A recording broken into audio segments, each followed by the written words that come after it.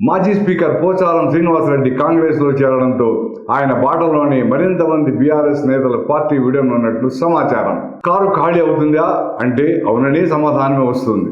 తాజాగా ముఖ్యమంత్రి రేవంత్ రెడ్డితో మరికొంతమంది ఎమ్మెల్యేలతో పాటు పలువురు నేతలు టచ్లో ఉన్నట్లు సమాచారం అందడంతో బీఆర్ఎస్ అధినేత కె చంద్రశేఖరరావు పార్టీపై వేగంగా పట్టు కోల్పోతున్నట్టు తెలుస్తోంది. ఈ నెలాఖరులోగా 600 మందికి పైగా ఎమ్మెల్యేలు మాజీ స్పీకర్ పోచారం శ్రీనివాసరెడ్డి బాటలో పయనించాలని చూస్తున్నట్టు ఊహాగానాలు వినిపిస్తున్నాయి.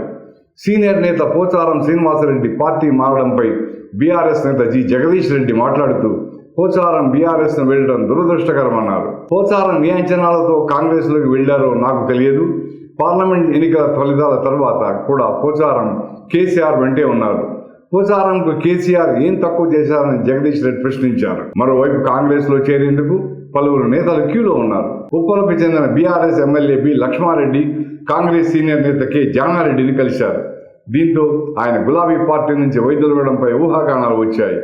గతంలో కాంగ్రెస్లోకి మారిన బీఆర్ఎస్ ఎమ్మెల్యే దానం నాగేందర్ దాదాపు 20 మంది బీఆర్ఎస్ ఎమ్మెల్యేలు కాంగ్రెస్ పార్టీలో చేరేందుకు సిద్ధంగా ఉన్నారని వారి పేర్లను కూడా చెప్పినట్టు సమాచారం.